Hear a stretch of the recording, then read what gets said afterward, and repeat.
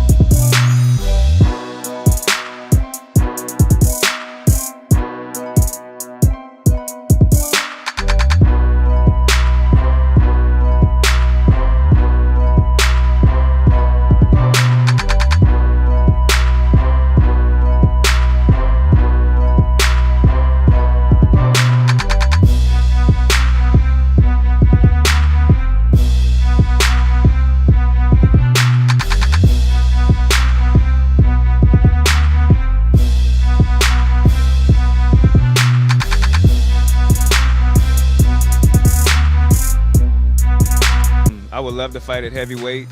You just, those guys are big. They're such big guys. And then you got my boy Francis, who just went out there and knocked out Arlovsky. I'm like, and I've trained with Francis. I'm like, if I go up to heavyweight, I have to compete against him.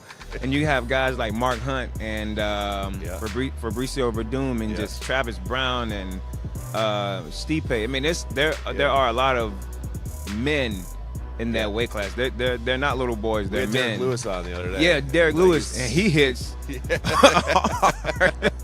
So, you know, I'm like, it's a challenge, so I'm definitely up for the challenge.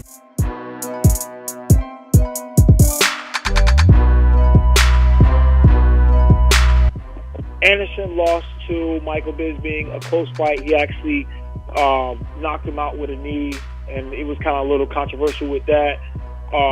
He broke his leg in one fight.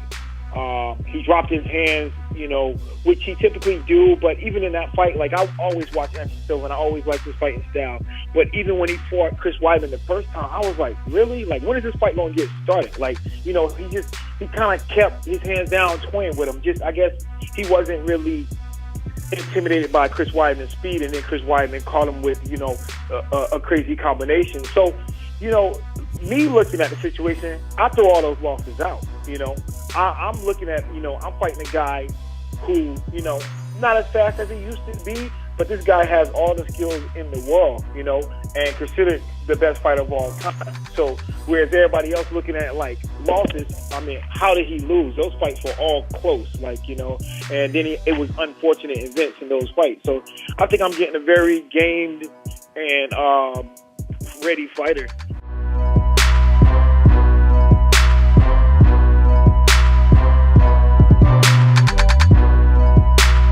I guess I don't really feel like I broke her, but I do know that coming off of the knockout, when I knocked her out, yes, that helped the fight with Nunes go faster, if that makes any sense. I don't mean that in any rude way, but if her and Nunes fought before Ronda and I fought, I do feel like that fight would have gone longer than it did.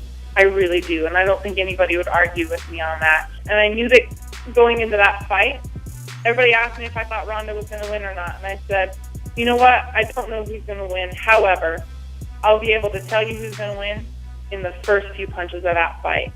Because when I watch this fight, those first few punches Ronda gets hit with, she's either going to say, oh, hell no, not again, or she's going to think, oh, hell no, is this happening again? There's two minds that you can go to. really got the feeling for someone who lost something in their life that they legitimately missed. He dreaded being away. He's watched other friends of his become stars.